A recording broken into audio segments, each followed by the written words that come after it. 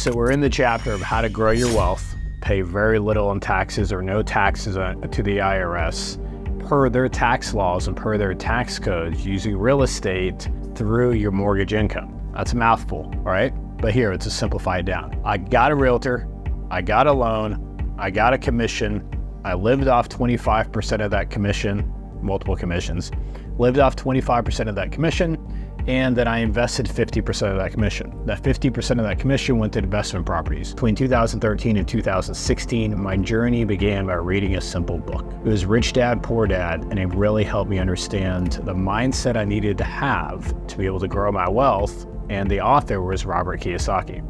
So I started going to monthly seminars. I started doing YouTube videos of learning about investment properties and reading books around it. I reached out to authors that I read their books. I reached out to speakers that I went to seminars to.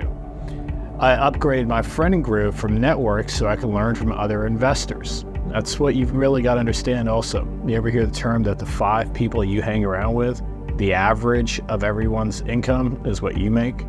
The average of everyone's IQ is what you have. The average of everyone's net worth is what you have. Mindset you want to have is the higher your network gets more successful, because you've attracted higher level people, the higher level for you, more wealth, more income on your end.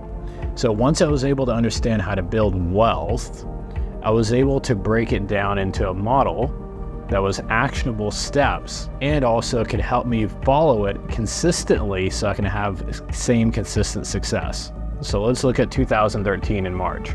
I purchased my first single residence property, March of 2013.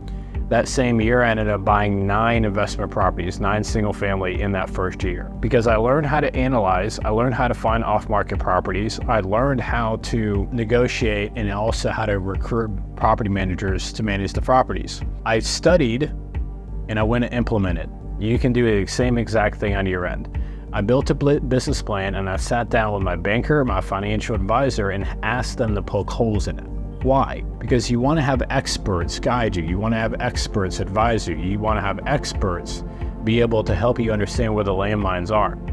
That allowed me to improve it and tighten up the model and standards that allowed me to be able to grow my wealth. People have asked me, Wally, how'd you buy 9 investment properties? Were they 100% financing? No, they weren't. They were 20% down. So what I did was I went to my wife, asked my wife, I said, hey, I want to start buying investment properties and growing our wealth. It was really simple. She was worried about it. She was nervous about it. I said, how much do we need to have in savings for you to be able to be confident that I can go invest and you feel secure? She said roughly around $100,000. So what I did is I went and worked my tail off a mortgage and just busted my hump building up that savings account. Once I got that $100,000 in savings, she felt secure.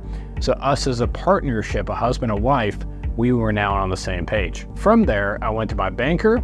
I did a home equity line of credit on my that's attached to a primary residence, and I was able to pull out equity. I used that equity to be able to buy investment properties. So 9 the first year comes from the equity I was able to pull out.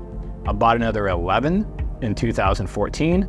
And by the end of 2016, I already had 45 single family investment properties. What I did extremely well was great, allowed me to be able to go buy more investment properties and be able to have residual income coming in. But I realized my mortgage business was doing this, which was great. However, at the end of the day, it was a challenge because I needed to focus on mortgage, and having 45 single family was almost a full-time job by itself. So I was doing the wrong 24/7 mindset back then. I was working 24 hours a day, 7 days a week, not 24 hours a week, 7 months a year. So what we want to talk about next is, as I built up that wealth, as I built up that net worth, as I built up that cash flow in single family, I was able then to scale it into the multifamily world without having to pay taxes on any of the appreciation or any of the equity. How was I able to do that? See you at the next video.